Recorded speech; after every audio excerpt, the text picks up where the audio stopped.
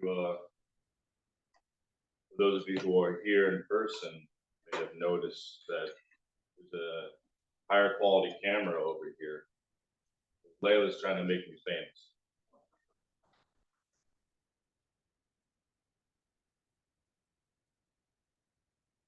The closer you get to the space, the better it gets.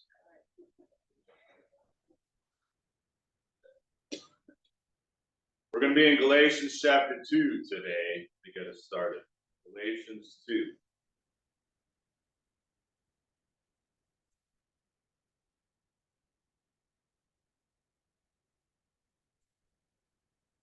I had the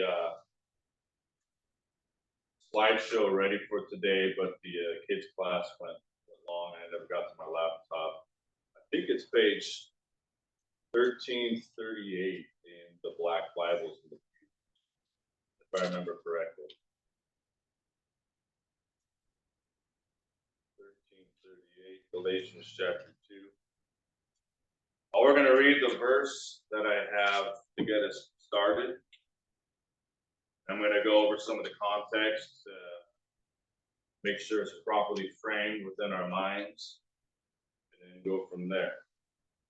Galatians 2 and verse 6, it says, "But of these who seemed to be somewhat,"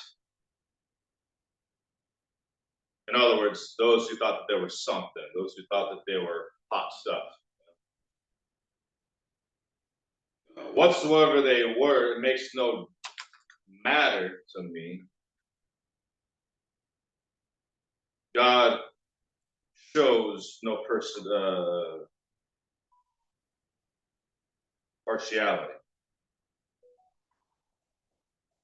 They who seemed to be somewhat in conference added nothing to me. So we're going to reread that just a little bit. But to frame it within its proper context, I want you to be aware of the fact that this is the Apostle Paul writing. He's writing to a church in Galatia. So there's the church in Galatia. There was a Jewish demographic in the church. And, of course, one of the big changes from the original God-approved religion of Judaism and moving into the world of Christianity, a lot of things changed. It went from one chosen people to the whole world being able to access God in a whole new way. And the coming of the Christ made so many changes in the world altogether. But one in particular was the fact that the law of Moses, which is a good law, and a perfect law, I should say, but not a law that's going to bring salvation. And so this teaching and this whole idea about a gospel being able to save somebody, it was new to all these people who thought that you had to make all these sacrifices, be circumcised. That was a huge deal, which is actually within the context, and go through all these rules and regulations in order to find salvation. And the coming of the Christ didn't disannul all that and change all that, except for the fact that it helped us understand and realize that we're a mess. We people are a mess. And I was thinking as I was putting this sermon together and I was writing it, it's one of those funny things. I can tell you right now, I like people. Well, some people, right? But I really do like people. I'm a people person overall. And there's a lot of good people out there.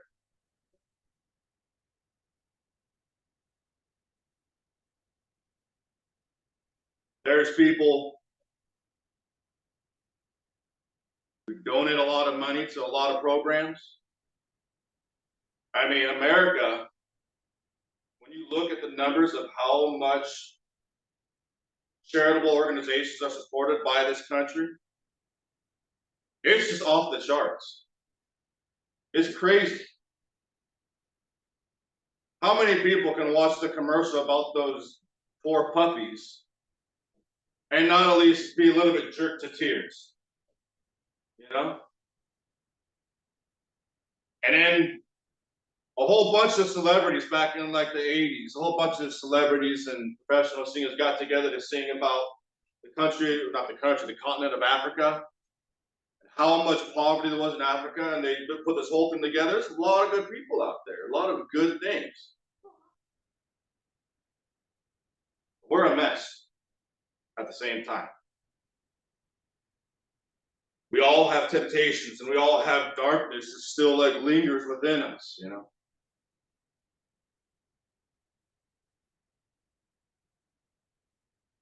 But when you take a look at the law, when you take a look at what we deserve as people, we all deserve the death penalty. None of us deserves to be in the presence of God.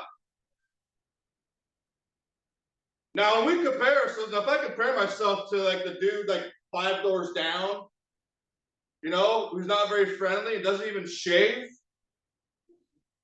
I don't know, I just made that guy up, by the way. But you know, if I compare myself to him, I might look pretty good.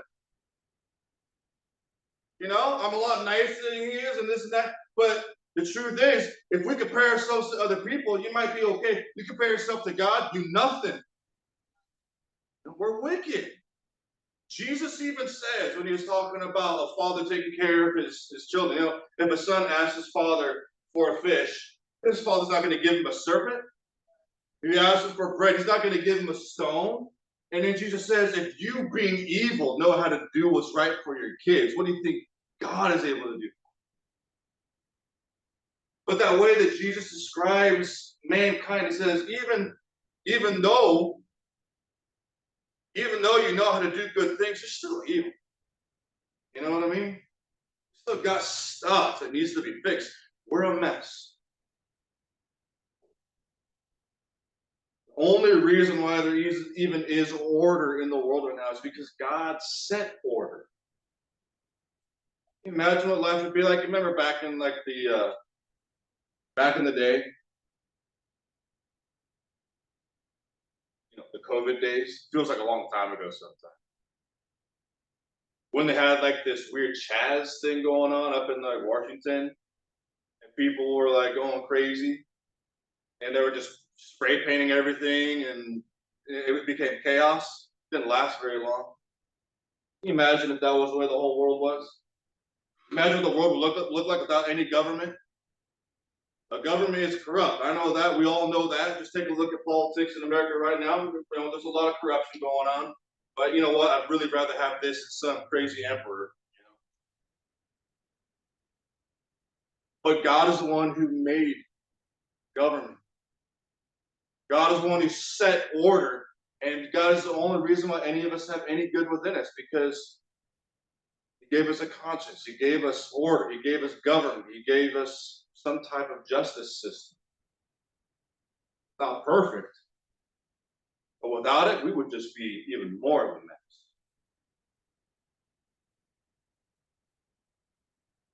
Now,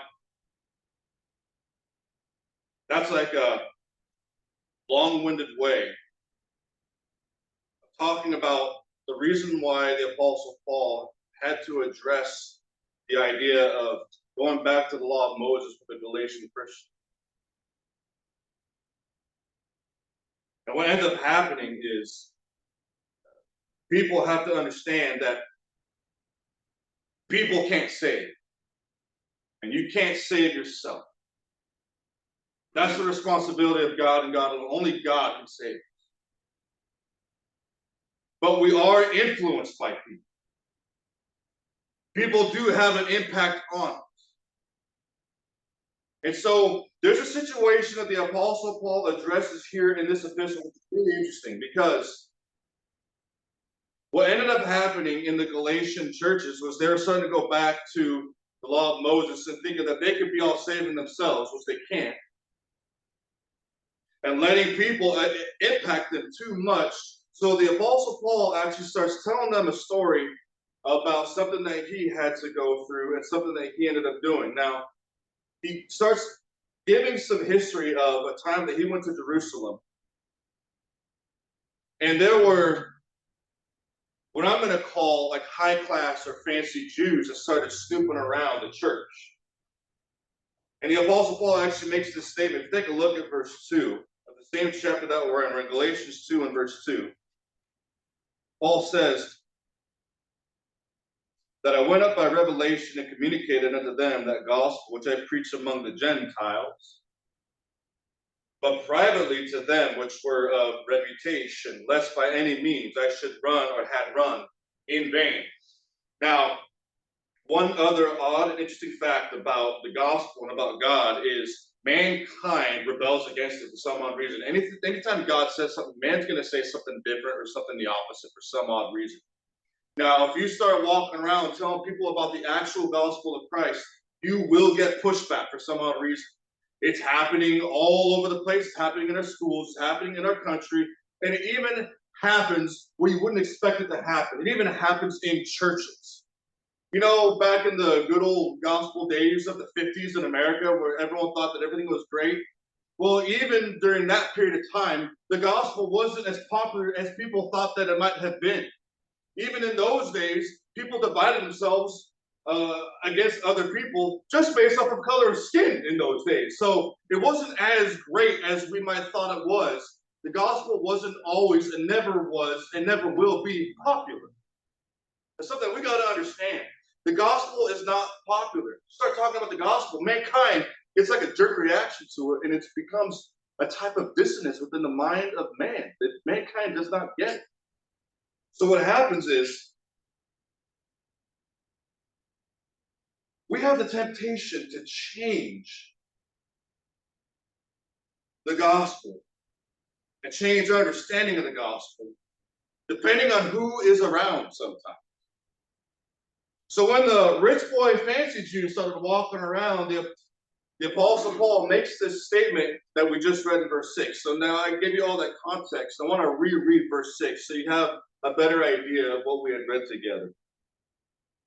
So Paul is in Jerusalem, and he's having to privately talk to some people because people did not like the gospel. The rich boy Jews didn't like it. They wanted more control over the people. They wanted to go back to the old ways. And so this is what Paul says in verse 6. But of these who seem to be somewhat, I love the way he says that, those who thought they were something, you know. And he says, whatsoever they are, it makes no matter to me. In other words, it makes no difference to me.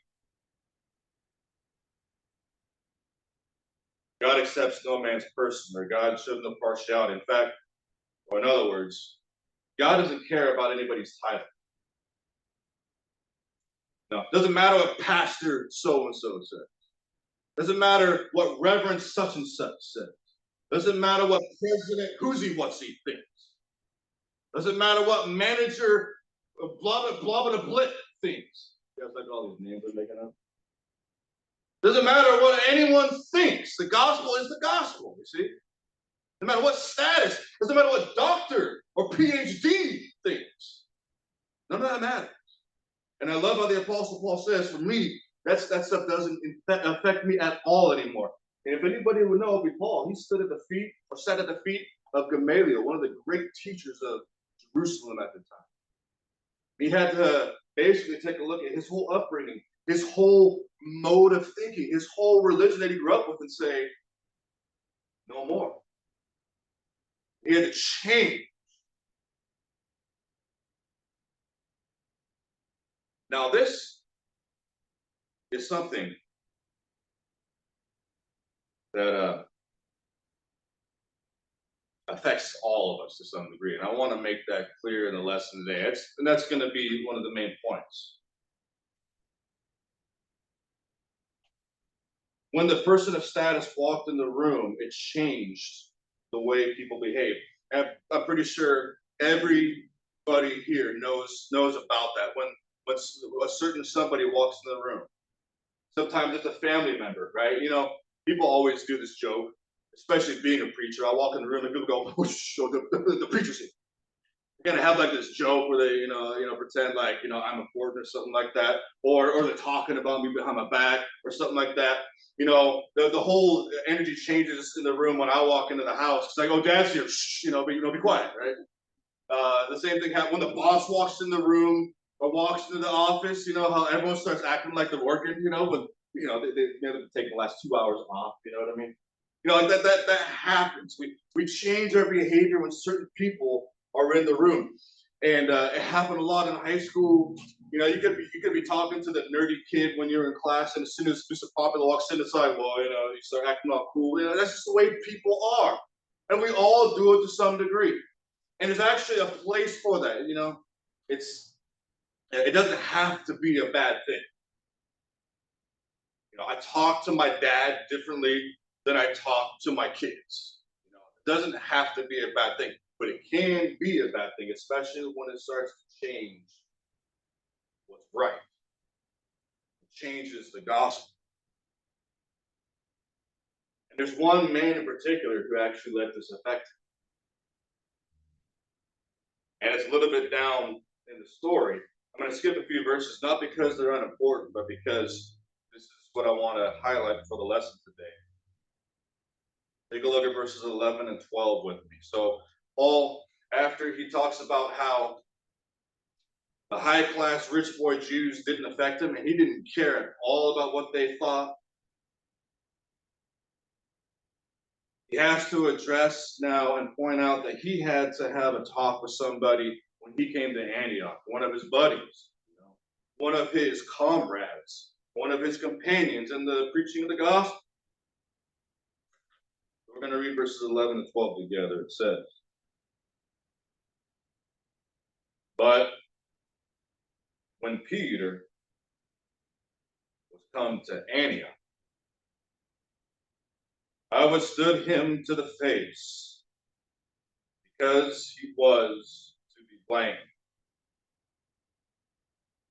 For before that, certain came from James, he would eat with the Gentiles. When they came, he withdrew and separated himself, fearing them which were of the circumcision. Now, this should really blow our minds when we read about what's actually happening. Peter actually changed his behavior and started alienating the other people, the Gentiles, when the rich boy Jews started hanging around. He actually changed the way he was treating people. Man, it's really tough not to have this be a problem in our lives, but we as Christians need to understand that the way we treat one another is important. The way we behave around other people is important. The way we feel and act toward especially fellow Christians is a big deal.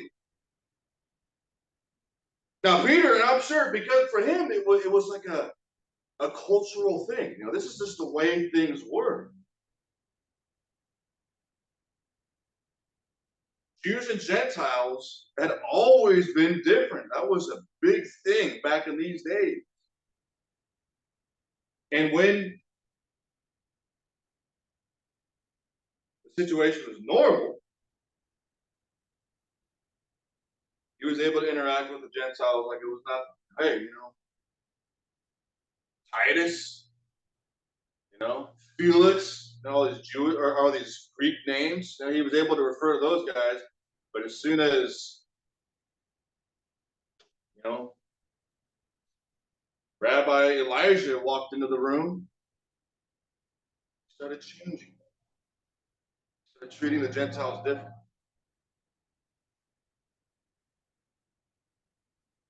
Now, this has many different applications and ways that we can approach this.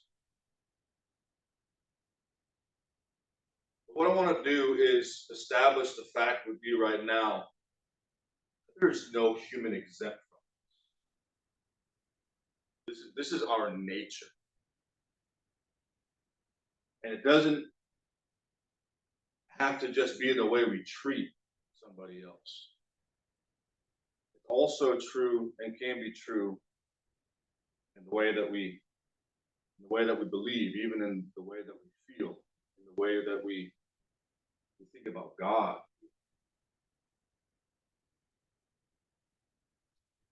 I was saying a moment ago that I like people, I'm a people person.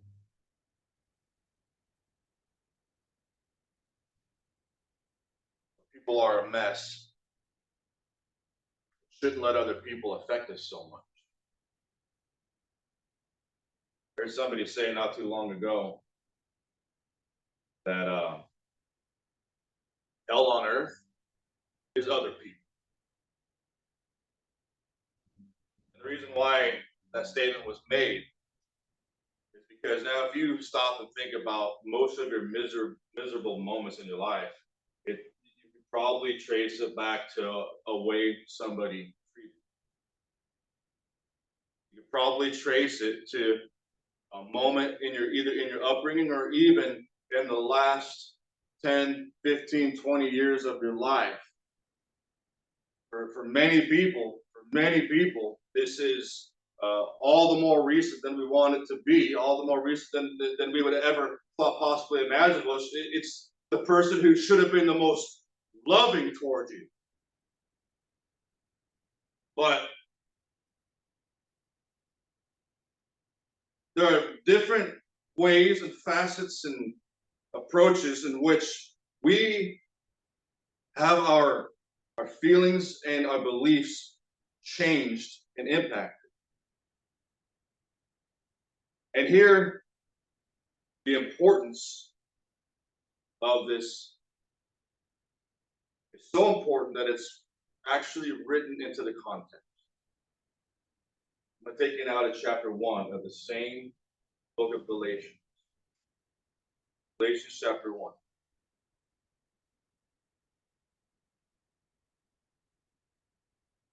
We're going to read verses 6 and 7.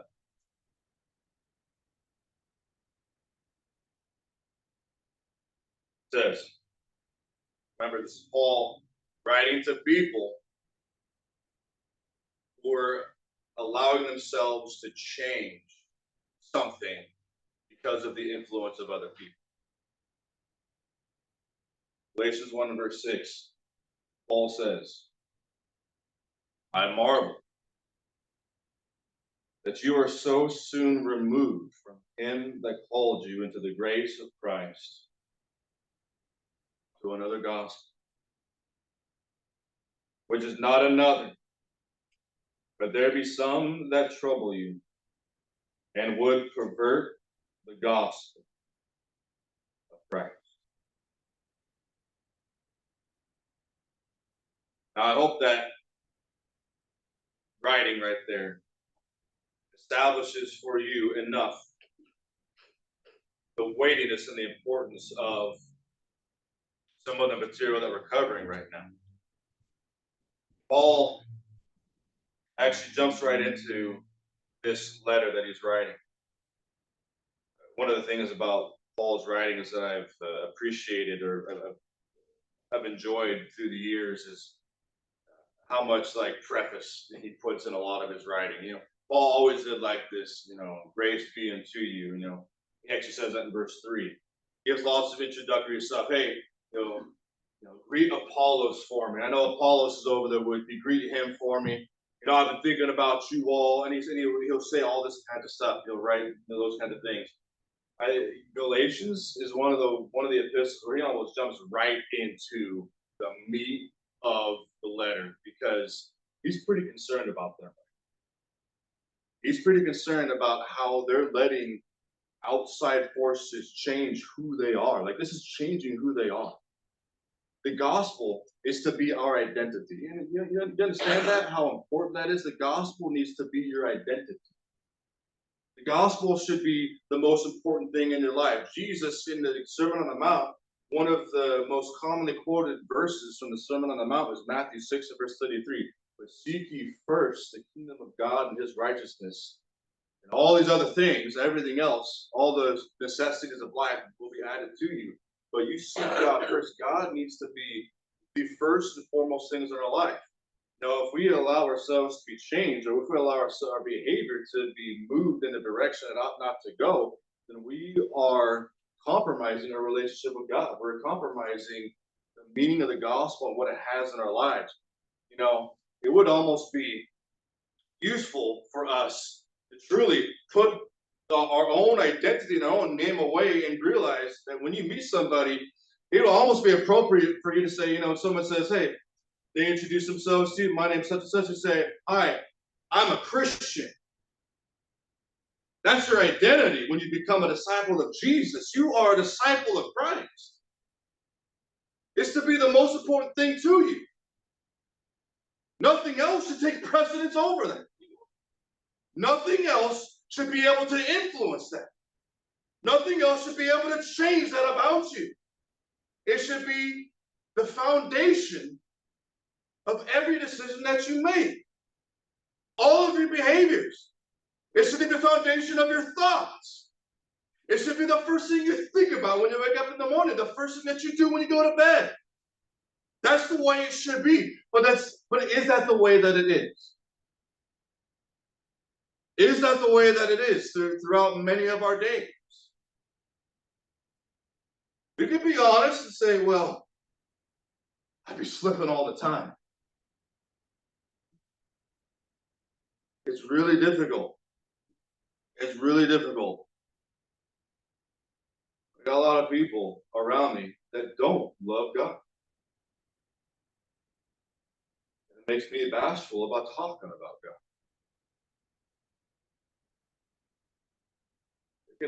They can come at us from all kinds of angles. You know, one of the saddest and kind of most complicated parts about the Galatian epistle, the people that were messing with their faith, messing with their identity in the gospel, were people that shouldn't have been people that should have been godly.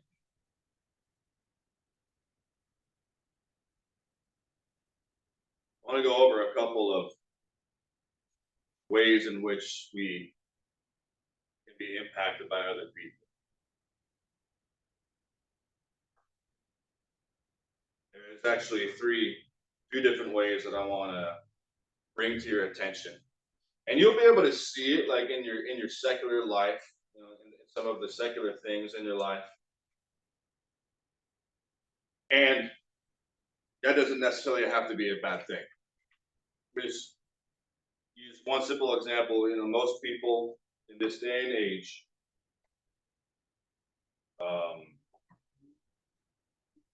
have a smartphone, right? I'm not going to bash smartphones. I know I do that every single Sunday.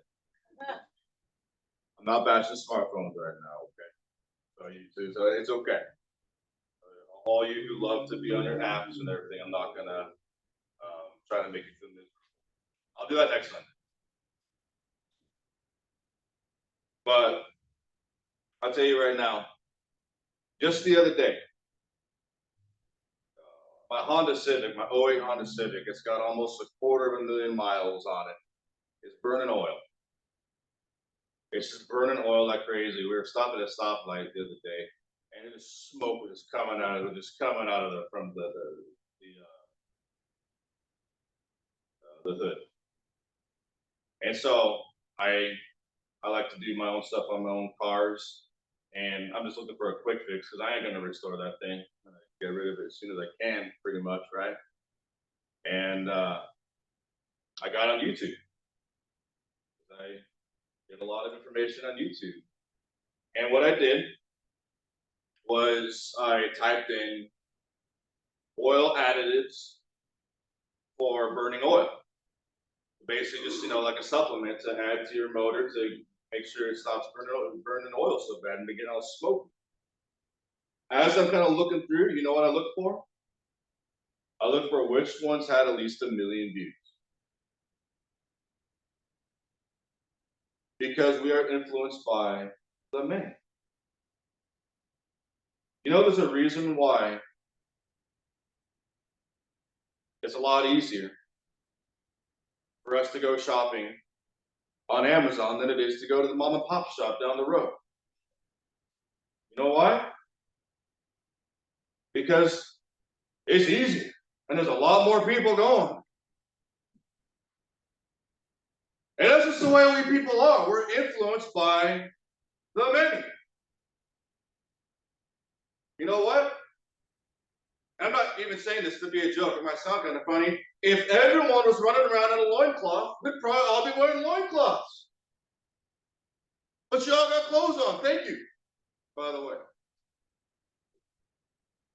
Because that's just the way things are. We are influenced by other people. We are also influenced by the important people. Like I was saying a moment ago, as soon as the boss walks in, everything changes. I don't know what it is. I don't know what it is about the way we people behave. There's a lot of amazing musicians out there. Why is Miley Cyrus famous? Anybody know why? She's disgusting. She disgusts me. Her music isn't even very good. Why is she so popular? Because people like to follow the crowd. They follow her because they like her music. Her music isn't very good. I'm really hoping this video goes viral. People see me bashing Miley Cyrus in public. I got nothing against her. I'm sure if I met her, she'd be nice. I can even say the same thing about Elvis.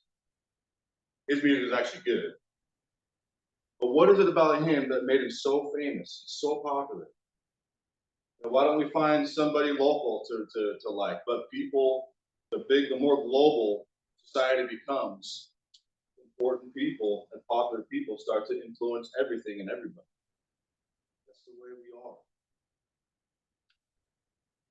And the other thing that I wanted to mention is that we're influenced by similar people. We're influenced by people who are like us. Even I use this as an example when I'm talking to people about this kind of thing. This is big when I was in high school.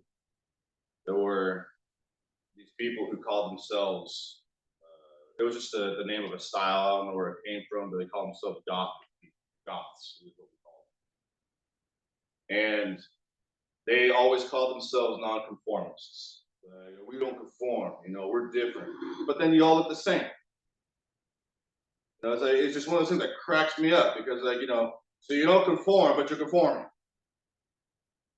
It's just we people are all mixed up, and we act the way other people around us act. We act the way the many act, and we are influenced by the popular people. And that's one of the reasons why I mentioned a moment ago. It doesn't matter what pastor so and so says.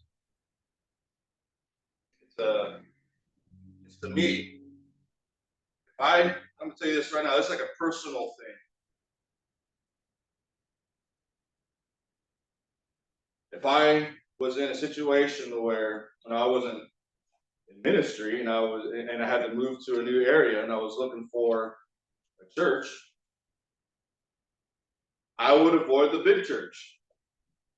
That's a red flag to me. So I'm not into Walmart church. I'm not into church capitalism. I'd rather find a church that goes straight to the Bible for their influence. Straight to the book, not what's popular. A lot of stuff that I say up in this pulpit isn't very popular. I don't even know why. I don't even know what the problem is.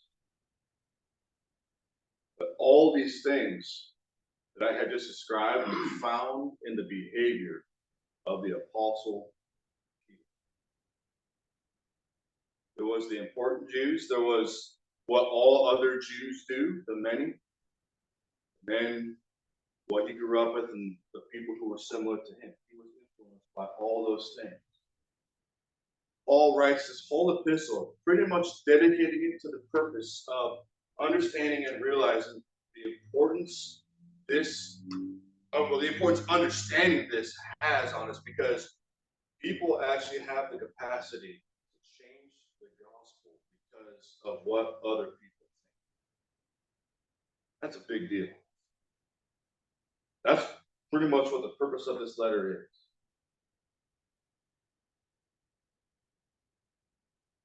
I'll show you a couple of verses that address some of these things in particular. Take it to the second Psalm, Psalm 2, and read with you the first few verses.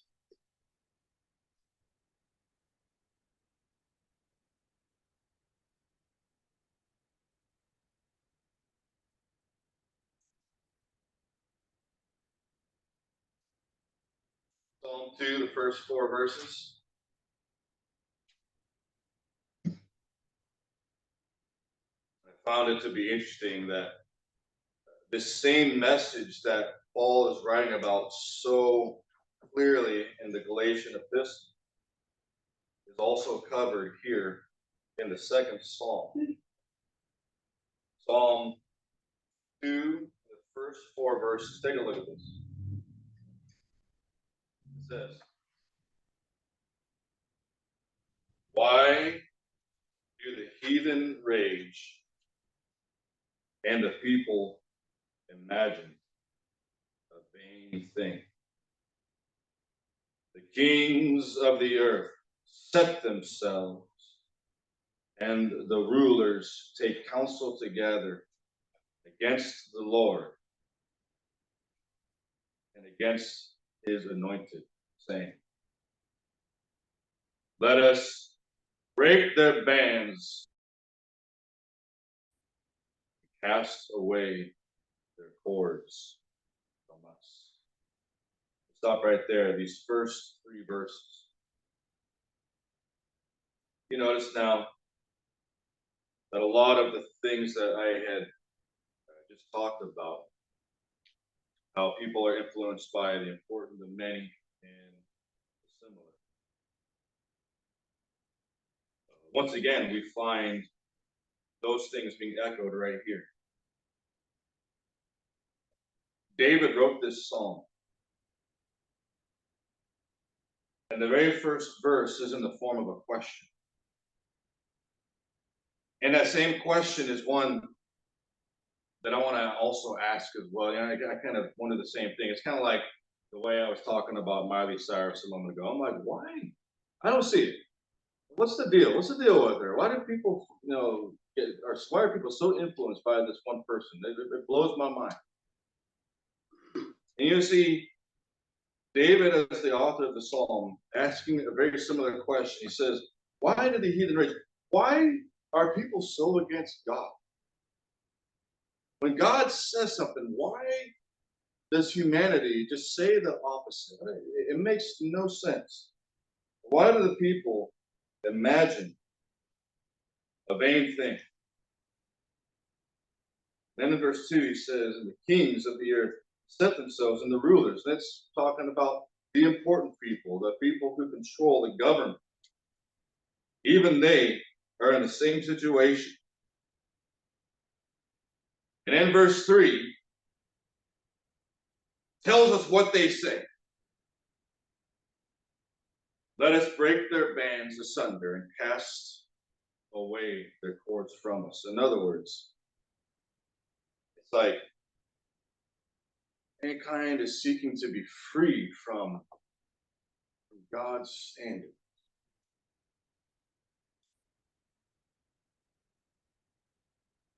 In other words, mankind says, I want to do what I want. I want to believe what I want to believe. I want to feel how I want. I want to think the way I want.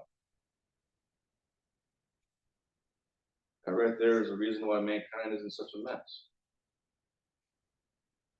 Why we are so self-deceived into thinking that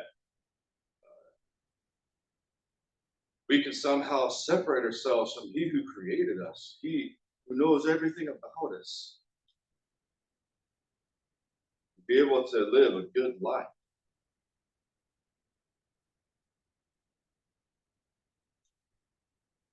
But the struggle that I want to bring to our attention here today is I want to impress upon us how we have the same nature to do the same thing now. Even we Christians. If Peter had trouble with it, don't you think that we might have the same kind of trouble? Peter himself, he was the one by whom God opened the doors for the Gentiles to be able to receive the gospel. It's written in the book of Acts, chapter 10. He's the one who had the dream with the animals on the sheet. Remember, there's a bunch of unclean animals? They're all on the sheet. He's the one who got that dream. And even he started treating people the wrong way because the wrong people walked into the room. He started changing the way he was dealing with himself.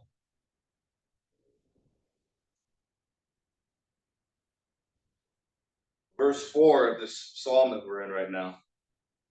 After David asked the question, what is it about God that mankind is so repelled by him? I don't get it. And the kings and the rulers of the world setting themselves and taking counsel together. They're actually planning against the Lord and against the anointed, seeking to be freed from some type of so-called bondage of God. And in verse 4, it's written, he that sits in the heavens shall laugh. The Lord shall have them in derision. God will have justice. He will separate the sheep from the goats when that time comes. I'll show you another verse in Matthew chapter 7. This is also in the Sermon on the Mount. And there's a warning given by Jesus.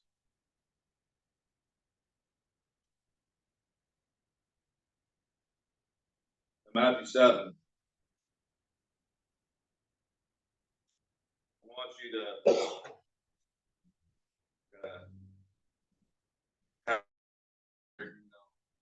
think about this text we're about to read, because one of the things that Jesus does,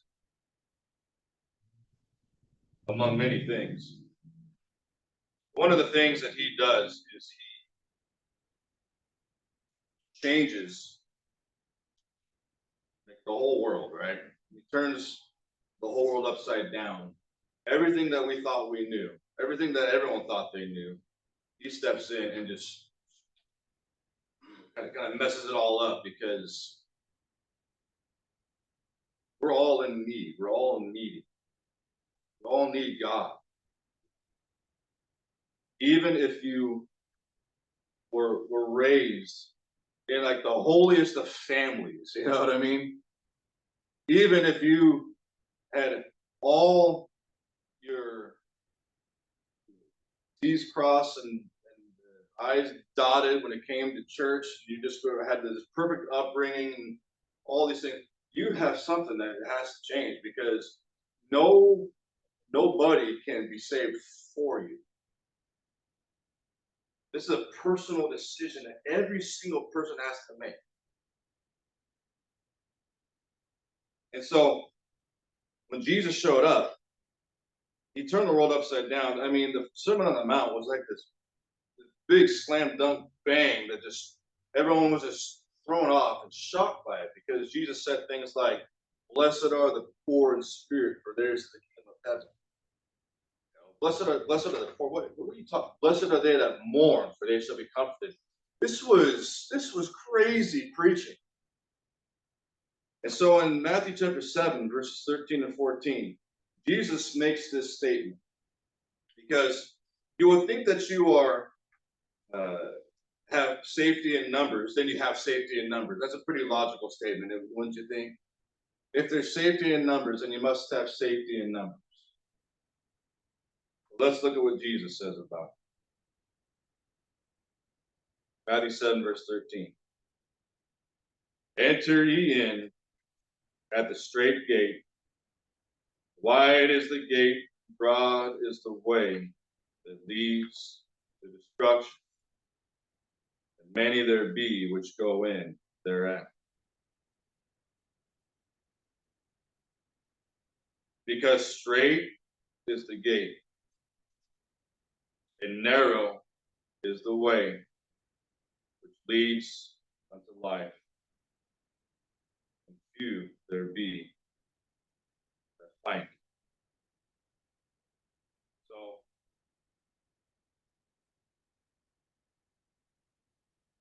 this is a lesson that it kind of has like a paradoxical effect. It should have like a paradoxical effect. You know what paradox is? Something where the statement is true and the opposite is also simultaneously true. And Jesus, I'll give you an example of one. Jesus says the first shall be last and the last shall be first. So if you want to be the first in anything, if you want to be the first with God, because we all want to be first, right? Don't you want to be first in line to meet God? I mean, of course you do. We all want to be in the kingdom of heaven. We all want to be in that position, in that situation. We all like to be important. Well, if you really want to be first, then put yourself last. The funny thing is, by doing that, you're showing that you really do want to be first. Put yourself last because you really want to be first. Pretty simple, but it's not. It's kind of weird. It kind of keeps you thinking. You got to think about it for a while. There's a whole bunch of different paradoxes, but this lesson serves as a type of paradox because one of the things I want you to walk away with is understanding that you can't count on people. That's discouraging.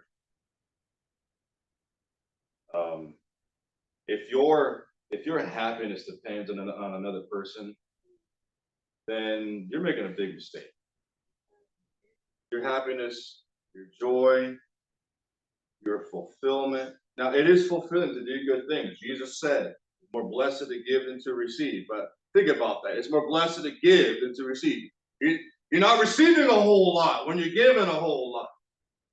And Jesus says it's better to give a lot than it is to receive a lot. If your happiness depends on somebody else, if you have to be in the in crowd, if you have to be like everybody else, or if you are being too influenced by other people, then you're in the wrong room.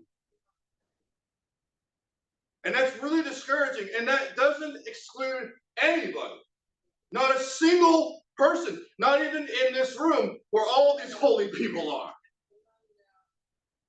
Where you got people sitting in the pews like they're supposed to on a Sunday morning, right?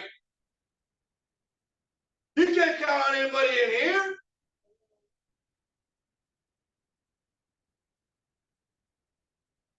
It's difficult not to let other people affect you and influence you and change the way you feel. I mean, there's people who are so sensitive about this kind of thing that the bank teller at the bank can affect their mood. Well, she didn't smile at me, so it kind of gives you like a bad day, you know what I mean? Or somebody cutting you off in traffic and ruin the rest of the day. I mean, you gotta be a little tougher than that. You gotta have a little bit more stuff and substance within you than to let some stranger have so much power over you. There is no place in Scripture that says that we want to have everything down here. It's not about having everything down here. Jesus said, life is more than food and clothing, is it not?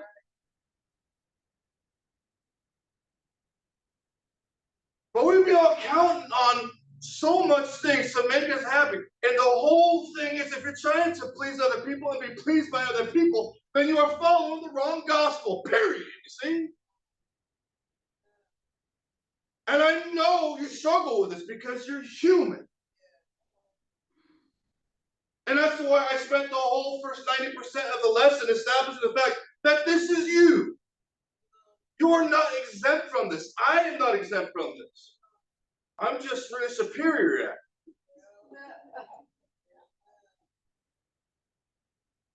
That was a joke.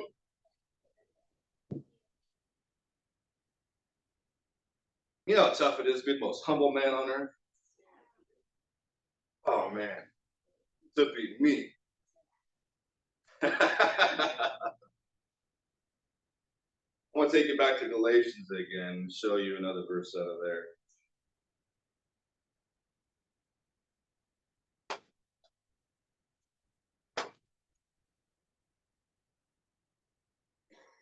And, you know, it really is. We're going to read this verse in a moment, but it really is one of those funny things about being human. You'll hear me make this statement from time to time. Everyone thinks they're right. Everyone thinks they're right, whether it be religion, politics, you know, the color of the carpet. Everyone thinks they're right. I got this shirt that's purple, and I know it's purple, and everyone keeps trying to convince me it's blue. I don't care what you say, it's purple. But everyone thinks they're right. And you know what? You know the most simple, easy way for me to prove that? If you didn't think you were right, you would just change your mind. It's really simple. Everyone thinks they're right. And everyone also thinks they're the exception a lot of the time. And this happens in a lot of really dark ways. Everyone thinks they're the exception. You know? When I was in elementary school and middle school, they had this program called DARE, Drug Awareness, Resistance Education.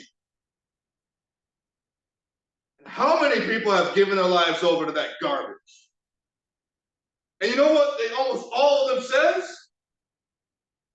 You can read about this stuff, and many of us have known people who have personally gone through this. It's not going to happen to me. That's what everyone always says, or I can quit whenever I want. I'm the exception. But you ain't. And everything we're talking about right now, all this influence and how difficult it is for we people to get along with other people, none of you is an exception to this. Not a single one of us. But it's so easy, and I know, and even still, and I'm trying so hard to convince you, even still, there's still going to be somebody who's going to leave and be like, well, I mean, yeah, but no. You know, like, really? And I might even be able to convince you that, okay, fine, but you know what? Your habit is going to be go right back to it tomorrow. This is a habit. That's why identity change is so important. That's why I talk about the identity of being a Christian. That should be the number one force in your life, the number one foundation in your life, the basis by which all decisions and thinking is made. And so Paul asks this question in Galatians chapter 1 and verse 10. He says,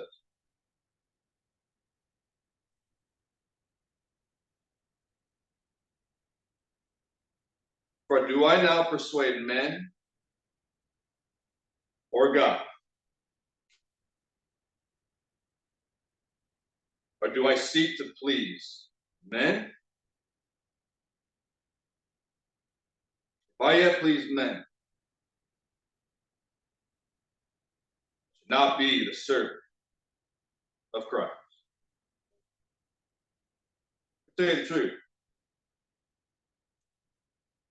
even though it's tempting for me, I work really hard not to preach to please any of you. It's still tempting. And I assure you, there are many times I still slip up and think, well, don't want to get too harsh on this subject, and I go through those emotions, but I am in the position of preaching the word.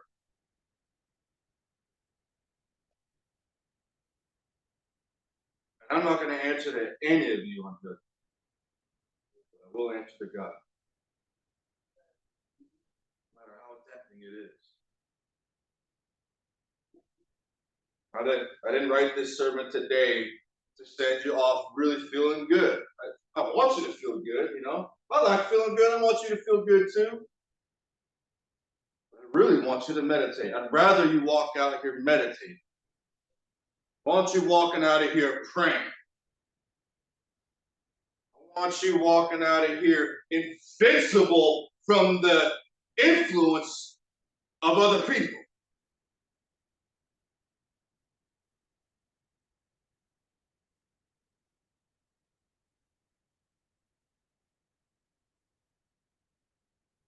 We're in Galatians 1. Take a few pages over, you'll find 2 Corinthians. And there's a verse over there that I want to end with.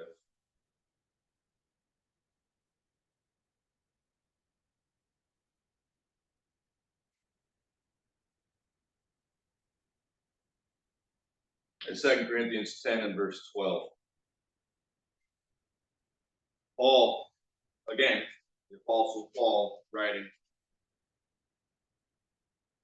he makes this statement. It's a really neat statement. And within this statement, first off, the context is him really talking about a type of spiritual warfare.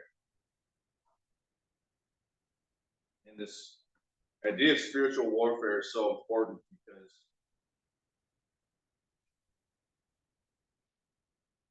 the stuff we talk about, the gospel, sin isn't even something you can really see, right? Sin it's an idea, it's a relationship. God, we can't see God. We can't see him face to face. The spiritual world and the spiritual realms, stuff you can't really see. That's the reason why it's so important to let the gospel and let the word of God guide us. Because if we are just being guided by what's happening around us, then you just end up like everyone else following the masses. You know what I mean? Following what popular and important people say, what popular and important people think. Going along with them. I talk about this people like Socrates and really smart people. Socrates, I'm telling you right now, I love reading his stuff. And I actually use it as a way to kind of help me to just keep the tools sharpened. You know what I mean? He was a great thinker, truly a great thinker.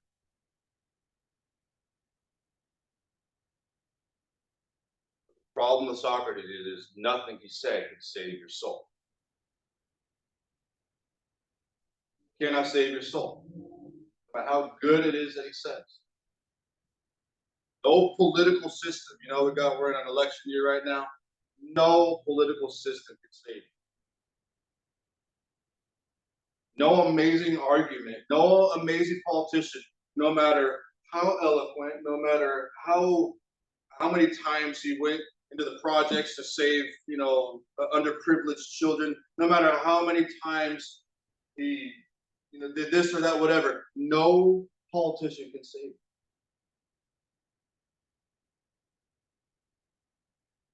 No good job.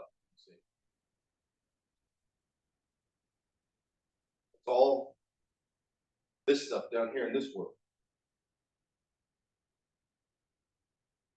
God is the only one. I want to finish up with this verse right here.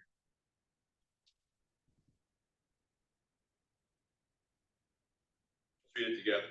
2 Corinthians 10 and verse 12.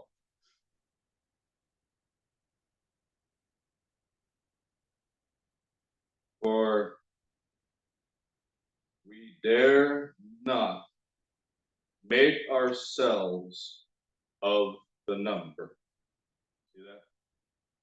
See how that fits in with everything we've been talking about, of the number, the masses, influences.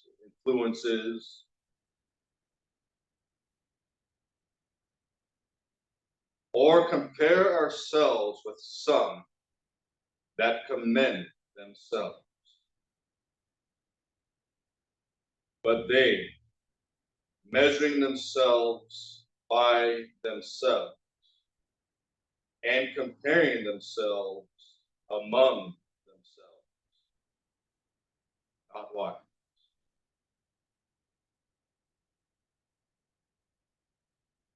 Paul tells us that in the realm of learning, in the realm of self-assessment, that's what all this kind of comes back to. It's like a self-appraisal, a self-assessment. We really shouldn't make decisions based upon how we feel. You know that? That's what I said a moment ago.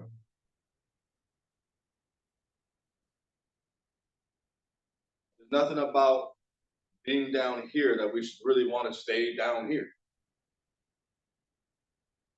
When we make decisions based upon how we feel, you can do all kinds of stuff in this day and age to make you feel good. Get you nothing. You come back hungry for more every single time. Whether it be food, clothing, drugs, sexual immorality, whatever it might be. All of that. Every little bit of it. It's going to burn up one day. And will not get you what you need. So if we are going to do self-assessment and compare ourselves to something and appraise ourselves, if you do it and compare yourself to somebody else, that innately is a mistake. You must be separate. You must be different. And you must go straight to God. That's it. I just realized I was talking about the paradoxical stuff a little bit ago. Remember what I was talking about? This lesson be paradoxical. It's discouraging in one sense. Discouraging to know that this life has really nothing for you. This life isn't really what you want.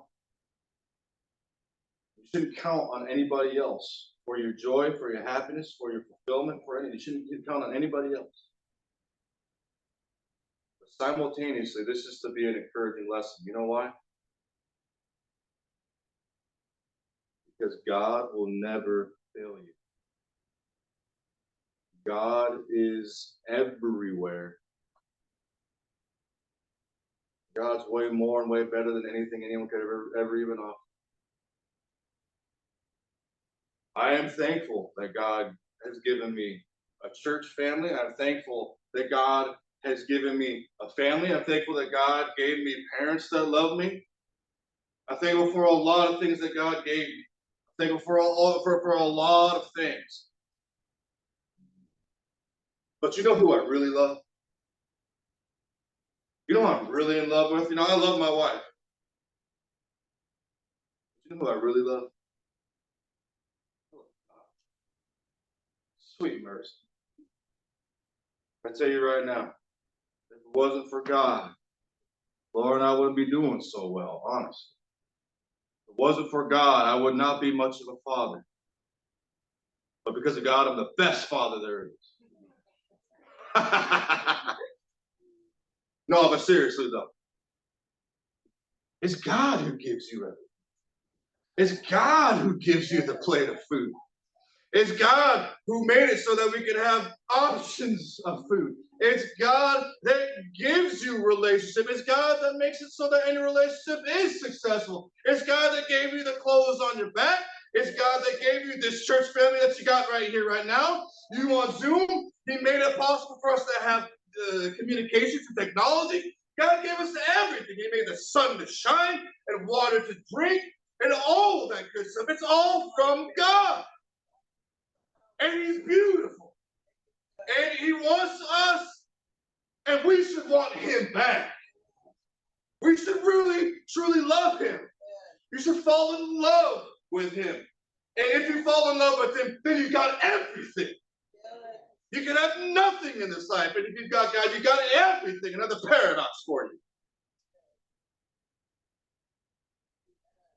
Don't worry about any of that other stuff, and don't let other stuff move you or change you. Let God change you. Let God move you from the inside out. Make him your passion. Make him your food, your water. Make God that which proceeds out of your mouth, that which you consume. Make him what you wear. Clothe yourself with it. Everything. Make him what you drive. Make him what you put on the radio. Make him what you read. Make him your dreams, your passions, your daydreams. Even if you get to go on a lavish vacation, you got to come home.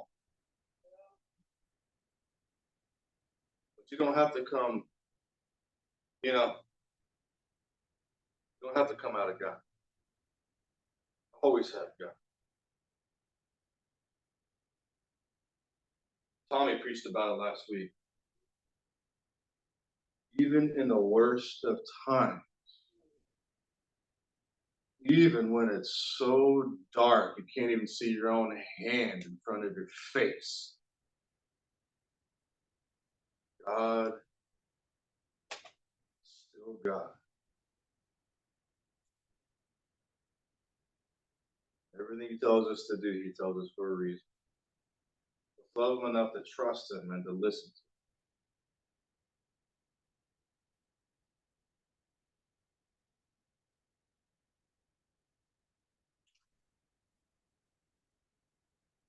One of the funny things that mankind has trouble with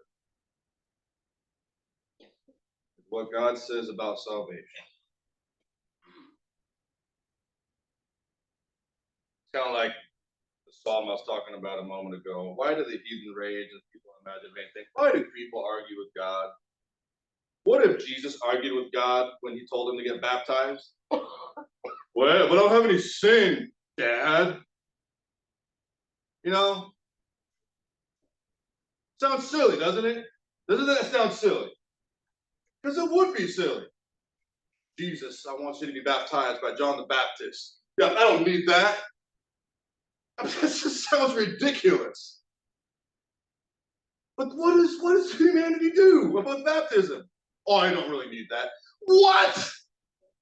Are you serious? Like, I don't get it. And it's like one of the most popular things in the church these days. Like in Christendom. I don't need that. Says who? Pastor Blob? I don't know what Blob is. I don't know. Says who? Says who? That's what I want to know. Do what Jesus said, not what Pastor so-and-so said. I don't get it. Drives me nuts. But I do stuff that drives God nuts too, I'm sure. And that's why I need him. That's why you need him. If you need to be baptized, come forward, stand and sing.